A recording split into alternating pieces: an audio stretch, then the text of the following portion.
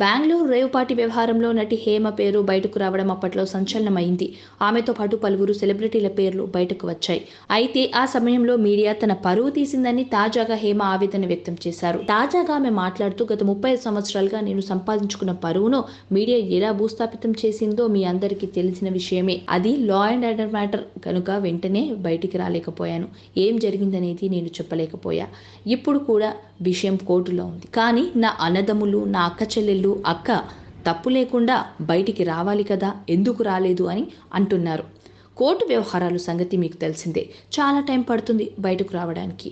So వచ్చినప్పుడు press meet పెట్టి మరీ ఏం జరిగిందో చెబుతా అని హేమ పేర్కొన్నారు. తన గురించి మీడియా లేనిపోని అవాస్తవాలు ప్రచారం చేసిందన్నారు. అంతేకాదు, మీడియా తనను బ్లాక్మెయిల్ చేసిందని, సెటిల్మెంట్ చేసుకోమని కొందరు తనకు ఫోన్లు కూడా చేశారని ఆరోపణలు చేశారు.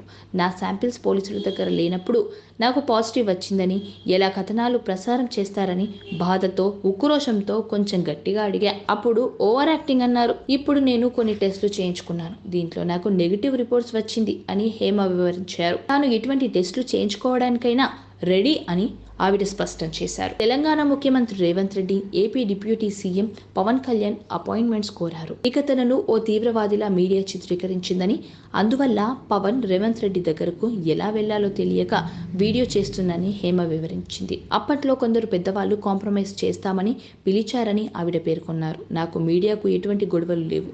నేనెందుకు రావాలి? నేను తప్పు చేయనప్పుడు ఎందుకు సెటిల్మెంట్కు రావాలి? నన్ను ఎవరెవరైతే బ్లాక్మెయిల్ చేశారో వాళ్ళ ఫోన్ నంబర్లు నా దగ్గర ఉన్నాయి. నా నంబర్స్ కూడా త్వరలో అప్డేట్ చేస్తా అని హేమ చెప్పారు.